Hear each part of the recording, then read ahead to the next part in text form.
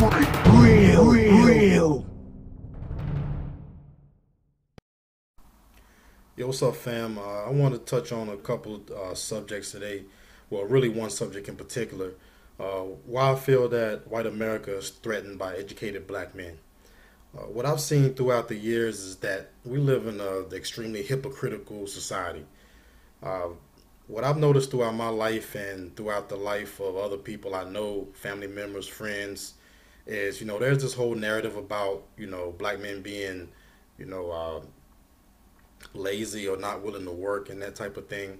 Uh, but a lot of times, educated black men go out here and get college degrees and try to go out and work in these corporations, and they're still denied. They're still denied those opportunities, even if they have the experience and the education.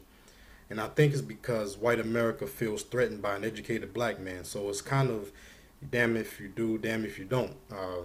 Because if you don't have the education, they use that as an excuse and say, oh, well, you don't have a college degree or you don't have the experience. If you do have the education, then they say you don't have the experience. If you have the experience, they say you don't have the education. Now, if you have both, you know, uh, they can't say that you're not qualified. But at the end of the day, you have to realize that whites, especially white males, feel threatened by an educated black man. And what I mean by educated, I mean a black man that's really woke, not just a black man with a college degree. There are a lot of people out here with college degrees that are not educated. So uh, I think that white America, some people in white America can sense that this is really a brother that cares about his people. He's not an idiot. He's not a sucker. And a lot of times when we go to these corporations, we can do their job better than they can, and they see that. So I think they feel threatened by an educated, strong black man because they know what we're capable of doing. They know that if they put us in those positions, that we would essentially be running the country and running the world if we had the right tools in place.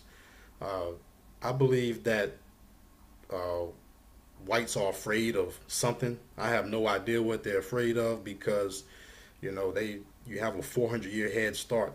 Black people, we have a long way to go before we can catch up. But since I got my college degree, I realized that when you go out into the workforce, nothing really changes. You still have to go through the same people you went through when you didn't have an education, and they pretty much treat you the same way. They treat you the same way. When you try to tell them what you've done, what you have accomplished, they try to play that down. They don't look at it as something major that you've accomplished. They'll find an excuse to not give you an opportunity. So I think that the society is just overall, threatened by a strong black man that really wants something out of life and that's really woke and that really understands his people, knows his history, and knows what he wants out of life. And I think that's really sad because, you know, uh, we have to realize that racism is a disease, it's a sickness. And a sickness can cause you to do things that are not logical and not in your best interest. Racism can cause someone to uh, allow their company to go down to the ground, burn to the ground, just to keep from hiring a black person. You know, uh, that's how strong racism is. Whites are blinded by their racism. They're blinded by their bigotry, and they don't seem to understand it. They don't acknowledge it. They don't see it. And a lot of times, a sick person may not know that they're sick. And the reason they don't know that they're sick is because they don't know what the disease is. They don't understand it, and they haven't been diagnosed. Blacks, we have our share of problems as well. You know, the mental illnesses that we suffer from are mostly from oppression. White supremacy and oppression. The disease that whites suffer from is racism.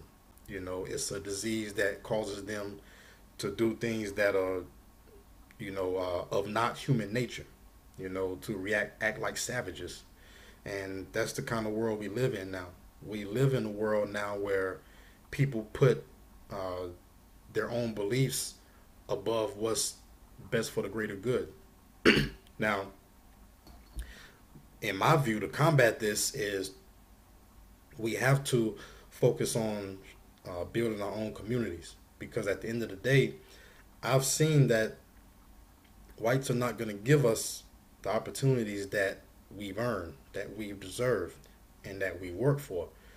And I think what's really ironic about it and what's really sad about it is that whites don't know that we have to deal with and go through twice as many obstacles as they do. So by the time we reach that level and we get to that desk for that interview, we've gone through hell and back. And you should really applaud that, because that's impressive for anybody, for a black male to get to a certain point where he is not a detriment to himself or his community. He's educated. He has his head on straight, has clear goals, and he's all about lifting himself up in his community. That's rare nowadays. So I think that they go through their little struggles and think that it's, you know, that they don't understand that it's relative. It's what you go through is your own perspective. It's your own story. It's your own testimony. But relative to another group, is it's really not what you think it is.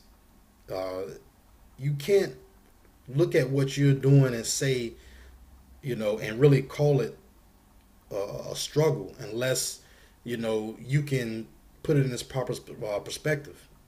Because I can look at my life and say, hey, my life is hard, I'm struggling, but somebody in a third world country, uh, their idea of struggle is totally different from an American. So I think the same is true in America. A white person goes to school, gets through college, gets a degree, and they're like, okay, I struggled through this, and now here comes my reward. I get a job at a Fortune 500 company. It was tough for me to get through school, not understanding they don't have to deal with the social issues and that we have to deal with, and that we have to go through every single day. Uh, that's a heavy burden to carry, and they don't understand what it's like to carry that burden every day. So I just think if they had to carry that burden, they wouldn't be half as successful. They wouldn't be where they are today.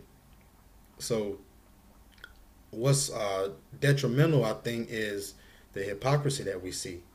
When people say, that we don't want to work, or blacks are lazy. What we do is we go out, and a lot of blacks go out and apply for 20, 30 different jobs, get turned down for all of them, and we don't get any opportunities. They don't give us any opportunities, real opportunities, and then they turn around and say, hey, look at those black folks, they're lazy. You know, that's just a misnomer. It's misleading. And it's really a myth that a lot of people have caught on to. The reason why a lot of blacks are unemployed and a lot of black men are discouraged because they've lost hope. They've stopped going out here. They're saying, what's the point? Why am I going to go out here and bust my butt trying to work at a place where somebody's going to talk down on me like a dog? And then on top of that, after I've done all that, I have nothing to show for it. I have nothing to pass down to me and my family. So I don't think there's anything wrong with somebody wanting to do for themselves or their community. I think that's exactly what we need to do. We need to separate ourselves from people who don't have our best interests, especially people who are our enemies, who are clearly our enemies. So you have to realize that the first thing I think you need to realize in life is identify who your enemy is. Know who's on your side and know who's against you. Because I think that's been our biggest problem since the civil rights movement, since integration. We haven't been able to identify who our real enemies are and who our friends are. And we're going against the wrong people, and we're trying to join with the wrong people. So if we can identify who's our friend and who's our enemy, then I think that we can move forward from there. But like I said, white America is threatened by any educated black man who knows who he is, or at least is trying to seek out who he is, and knows his history, understands his history, and that's really woke, and it's trying to wake other people up. So if you do go work for a white corporation, then do what you have to do, but keep that in the back of your mind. Understand who you're working for. Understand what you're working for. Have a goal. You have to know uh, what you're there for. And at the end of the day, don't let someone else dictate why you're there. Have an end goal in mind because, at the end of the day, they're not going to give you anything.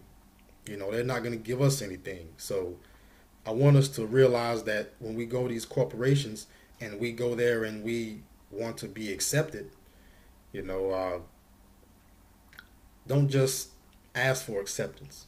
You know, demand it and earn it. But it's really about loving yourself.